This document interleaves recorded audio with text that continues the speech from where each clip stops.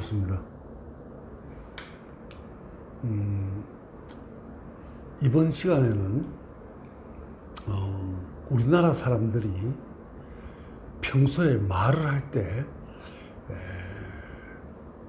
말을 되도록이면 정확하게 구체적으로 이렇게 말하지 않고 두루뭉실하게 그냥 어정쩡한 표현을 하는 경우가 너무 많습니다. 그래서 제가 이날까지 살아오면서 저 사람이 말을 저렇게 어정쩡하게 하지 말고 좀 더 구체적으로 명확하게 말했으면 참 좋을 걸, 이런 생각을 한 적이 한두 번이 아니었습니다. 그래서 이번 시간에는 우리나라 사람들이 말을 할 때 명확하게 하지 않기 때문에 그럼 말을 어떻게 하는 것이 명확하게 하는 것이냐 하는 데 대해서 말씀드리고자 합니다. 제가 젊은 날에는 학교 선생을 하다가 한글 타자기를 발명한 공병호 박사님의 그 프로포즈를 받고 공 박사님 밑에 가서 한글 기계화 공부를 했습니다. 그때 공 박사님을 처음 뵀을 때 깜짝 놀란 것이 바로 공 박사님의 말하는 방식입니다. 우리말을 하는 표현 방식입니다. 어느 날 공 박사님이 몸살, 감기 이런 것들이 합쳐져 가지고 컨디션이 좀 안 좋아 가지고 평상시보다는 일을 열심히 못할 상황이 되었습니다. 그래서 하루가 이틀 뒤에 제가 그 문병처럼 문안 인사하러 박사님 방에 갔습니다. 가서 제가 박사님께 이렇게 인사했습니다. 박사님, 몸은 좀 괜찮습니까? 이렇게 표현했어요. 이렇게 물었습니다. 그러니까 공 박사님 답변이 뭐라고 저한테 한마디 충고를 하시려 하다가 참고 답으로 이렇게 말했습니다. 예, 약 85% 나았습니다. 이랬어요.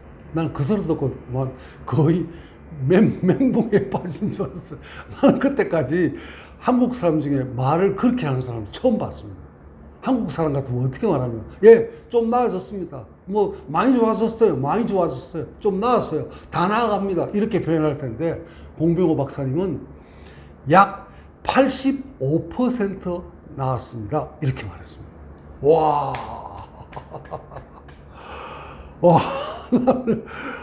야, 저렇게 그러니까 내가 이해하기가 얼마나 쉽습니까?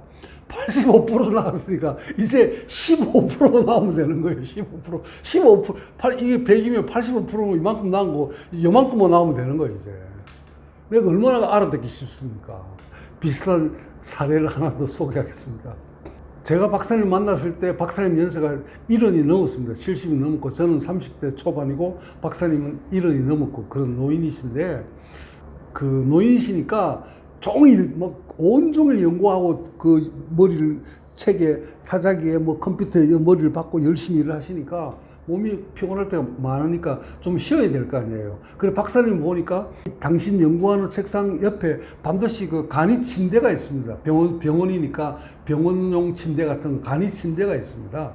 그리고 침대 여기서 일하다가 좀 쉴 때는 침대에 누워서도 책 보고 그런 게 일상적으로 늘 그래서 여기서 일하시는 모습도 보고 또 침대에 누워서 책 보는 모습도 보고 늘 그렇게 했습니다. 그랬는데 어느 날 공 박사님께서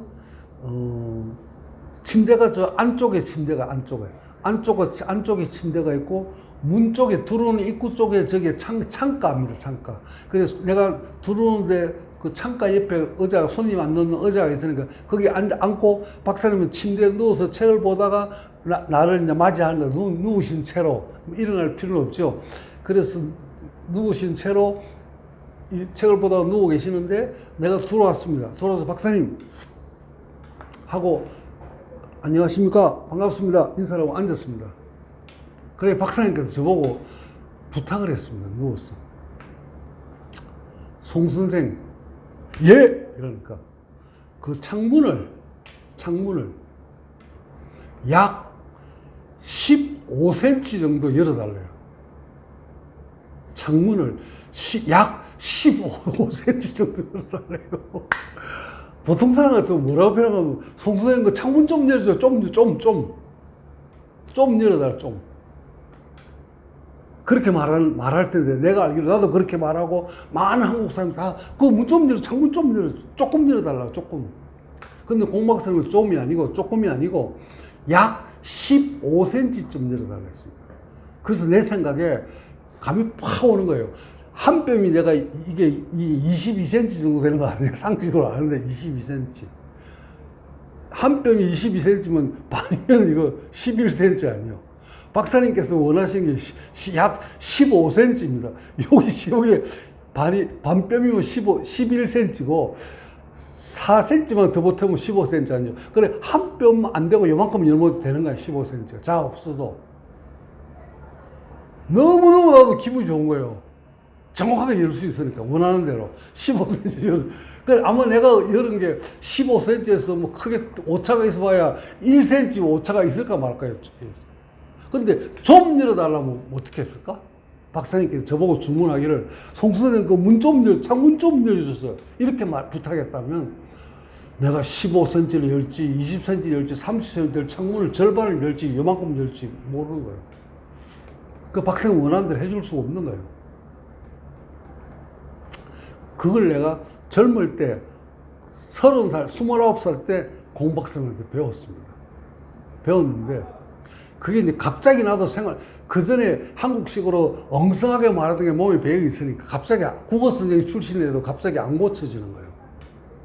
그래서 제가 일하는 방은, 사무실은 1층에 있었고, 공 박사님은 그 빌딩의 제일 옥상에 박사님 연구실이 있었습니다. 같은 빌딩에. 그래서 박사님 방하고 저 방하고 인터폰이라는 게 있어가지고, 인터폰. 그 두 군데만 통하는 전화기 같은 거 딱 들면 저 삐 소리 나고, 저 들면 여기 삐 소리 나고 하는 게, 그 직통 연결 장치가 되어 있었습니다.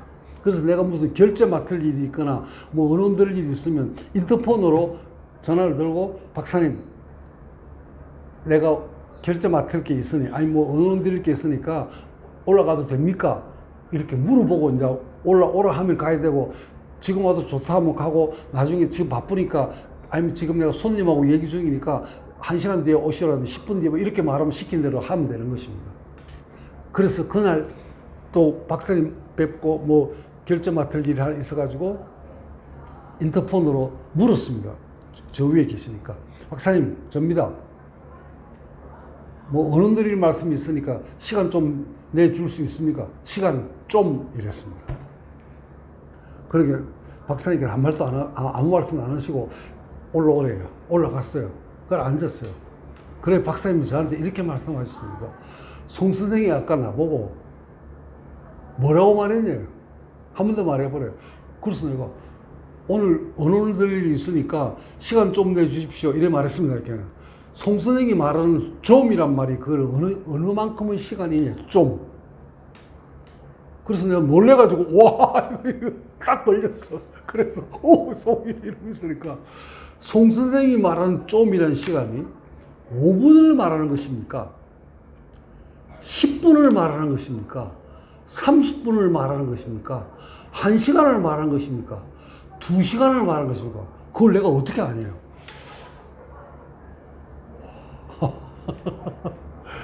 그게 공박사한테 제가 배운 것입니다. 그래서 저는 도저히 안 되겠다 싶어가지고 초시계를